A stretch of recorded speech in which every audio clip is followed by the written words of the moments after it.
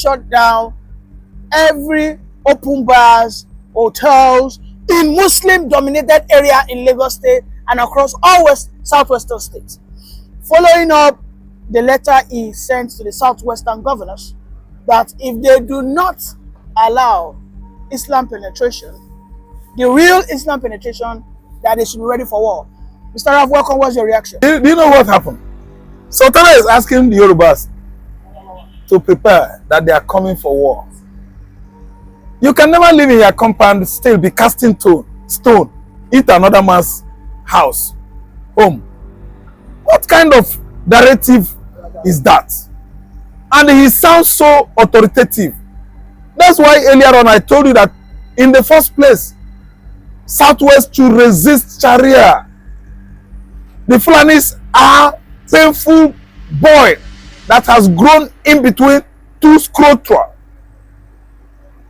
Yes, it sounds so authoritative. He is giving you people order in the Southwest here.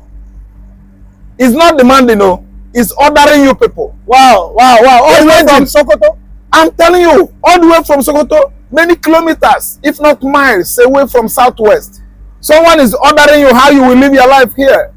That's why I told you that the earlier the better. It started in Turkey. I ended up on Turkey becoming an Islamized country today. You see it. Somebody that is trying to at least use some diplomacy by telling you, say, no, it is only applicable for Christians. Now, who are consumers of beer, wine, and so on and so forth? Is it not Christians? They want to stop sales of beer, wine in Southwest, yet from sales of beer you generate what? Income, tax. But to be fair, he said that this should only be in Muslim-dominated area in Southwest. God, there's no Muslim-dominated this is an allegation, by the way. This is an allegation because Muslim-dominated community in Southwest, if you count them, you will find out that there's no Muslim-dominated communities in Southwest. Christians are more. It should stop that nonsense. What Sultana is talking about this Sharia of a thing, if you ask me, is a nonsensical sense of talk. Sense of talking, nonsensical talk. Yoruba is not teamly Muslims. Yoruba are teamly Christians. I warned you people earlier, and you can see him implementing his what? Order. It is another incursion of the Fulanis into the Southwest. The whole Southwesterners should stand up as early as possible before it takes you by storm or by sudden. They are coming out. Already they have positioned all of them in the Southwestern forest. You won't tell me that Sultan of Scotland are not behind all these headers that are disaliving farmers across Yoruba forest. 5 farmers were disallowed though on their farms in Ondo. They're everywhere in Yoruba forest, and they have now come giving you order that you must either like it or you leave it. The whole communities, there will be no bar drinking by margin, enemy of progress. Sultana should go to Sokoto and impose that kind of order in Sokoto State, not in Southwest. He should mad himself. You can't leave your state, your domain, and start telling the Obas, Alaafin of Oyo, Oba of Lagos, Olubadan of Ibadan, Oni of Ife, how lives should be lived in Southwestern states, their domain. Well, you know, yesterday we can see that there is a follow-up on the Igbo agenda by the Fulanis.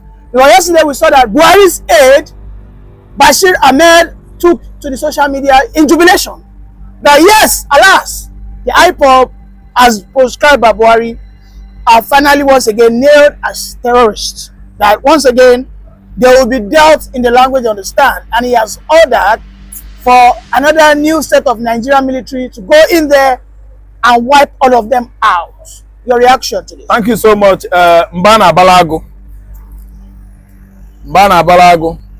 Bache, Tinubu's Buhari's media aid is now giving military order, no set of military, to go to southeastern Nigeria and start killing the Igbos. A media advisor to Buhari is now, I don't know, a media, religious, anyway, political advisor now to Tinubu to send the military. Not even Tinubu, he's the one that is sending another set of military to go and fight Igbos.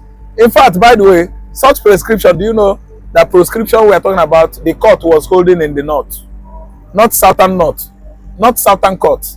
It was not by escort. It was not the same north. So we are waiting for the military to come. Nobody's fidgeting. Prescription that was prescribed in the past has come back again. They are asking for what? Simple because the person, the owner of this administration, is a Sultan. They want to cause chaos across Nigeria. Come and shoot one person in Igbo land. we will tell this administration what fire can do with the ear of a rat. You know, say rat. The reason why Igbo is making this program, this metaphor, proverbial language, using a rat as the major character, the team character, is when you are roasting rats in those days, not even rat, mouse, the one in the farmland, the edible one. If you roast it finish, you will see that the meat is done. If they tell you, say, where is the position where the ear is, you can't fathom it. You can't figure it out. The entire ear consumed by fire. That's why we use rat of the ear to make that adage. It's an adage in Igbo land. Let you wait. Eba is coming on alarming rate. It's because Eba is down. That's why Nigeria is just making worse. That's why Fulani is just making mouth. Court. Prescribing a group, a station group that was the prescribed in the past. Bashir Ahmad is making noise. The northern court that prescribed IPOB as a terror group again is making noise. See, the major people that are fighting for Biafra are there waiting. It's not all about going about disaliving criminals, cultists, armed robbers, kidnappers. Biafra Liberation Army are waiting because it is gathering. The cloud is gathering. Nigeria will by force leave Igbo land alone. See, Fulani incursion is not a nothing to us, just as the corpse is not a nothing to the ground. The BLA, Biafra Liberation Army, they are in place waiting. You prescribe Biafra. Was it done by escort? That is Southern Court. South Court did not. It was not. That court holding must be in Abuja. Yeah, it was done in Abuja. Thank you so much. Abuja is the Abuja. It was decided by one Abdul Ahmed. Abdul Ahmed is one terrorist presiding chief judge. So, in the north, is not a judge from the south. So all these are leading to Fulani ideology, Islamic agenda is it. It should go and implement it in the north. Any IPOB member on the street, it should kill him. Because as I'm talking to you now, indigenous people of Biafra, as an agitation group, connotes every Igbo man. That is the meaning. It means Ngozi Okonjo-Iweala is a terrorist. If a court holding in Abuja could prescribe IPOB, indigenous people of Biafra, Igbo land, it means Chimamanda Adichie Ngozi is a terrorist. It means Obi himself is a terrorist. IPOB, meaning indigenous people of southeastern Nigeria, is prescribed as terrorist. Obi is a terrorist. Ojo Zokali is a terrorist.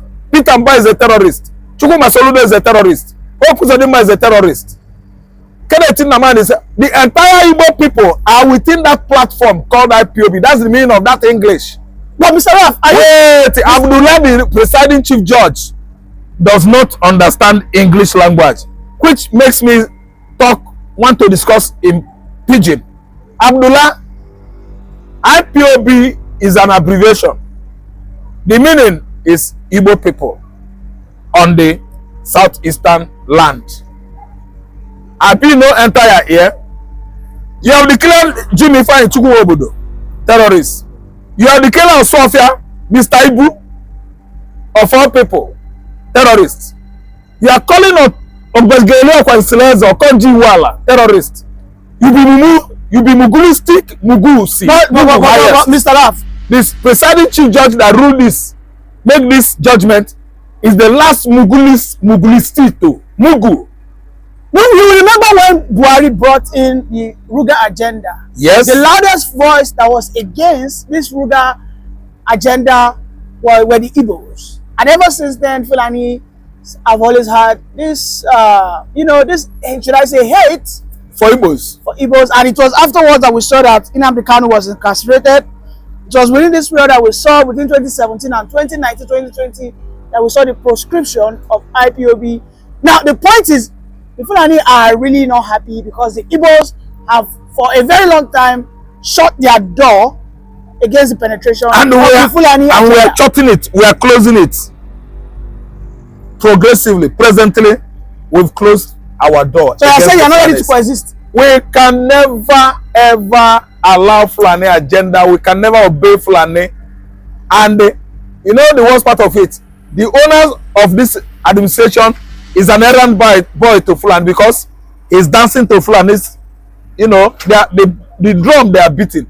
Tinubu is dancing to it. How can an Igbo man become the president then? That is it. That is the issue. Fulani, they think that they are the one that make king in the southwest. The kingmakers, right?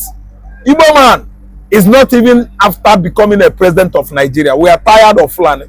Fulani should go and live together with Hausa and Yoruba that embrace them. Igbo man can never allow them.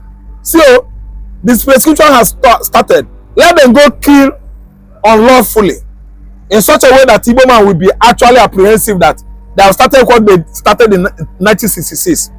War will break out. There will be an escalation. All the Fulanis in the southeast, the ones in the mid-belt, we will go and meet them there. The entire Fulani oligarchs in the northern Nigeria are terrorists. The whole world has known that the entire Fulani cattle rearers are terrorists. No, they say they are bandits. Iba. No, not bandits, band beaters. No, they are not bandits. They are band of armed robbers. Iba, bandit corps. They are terrorists, my friend. They say they are bandits. What do you mean, bandits? How many IPOB have you caught before with bomb strapped on his jacket, blow himself up? Fulani are terrorists in Nigeria, and the agenda they want to fulfill is what Ottoman Danfodio started in 18th century. The jihadist Osman Danfodio has not succeeded because Atofigala stopped him on his way into Igbo land. We can never agree, we can never yield to intimidation of this nomadic terrorists from Futajelo Highland. Thank you very much for that beautiful submission. So what are you going to do about it? Yes. What are you going to do about it? That in Lagos State, the Muslims are the one controlling the economical affairs. Politically affairs, they're the one. You can see there whereby some, maybe northerners, but I'm very sure that there will be some southwesterners amongst them holding their open prayers. And there's this guy who is in his business was obstructed for over 20 minutes, on a Friday. I am not a religious bigot, but there's one thing we must know, that in a country like Nigeria, everybody should have equal rights at any point in time. It is totally wrong for you to be practicing your religious right, obstructing other people. It is an offense. In fact, it should be criminalized. Today, it is alleged that the Sultan of Sokoto has ordered for hotels, open bars, lounges, okay? These are places where guys go to chill and drink beer, to be shut down in Lagos State within Muslim majority communities. When you're talking about the Moshalashi Alaja in Agege, when you're talking about the Alabarago in Alawa, okay? When you go to Ojuelegba, there's a place they call, I think, Abacha Street. There's a place in Abulegba, Abatio. Now, all these places will begin to observe what we call no alcohol, no open bars, no hotel operations. Think about what is going to happen in the coming 3, 4, 5 years. Don't forget, yesterday we reported that the governors of the Southwest are now, coming out to aggressively reject all the shenanigans of the Sultan.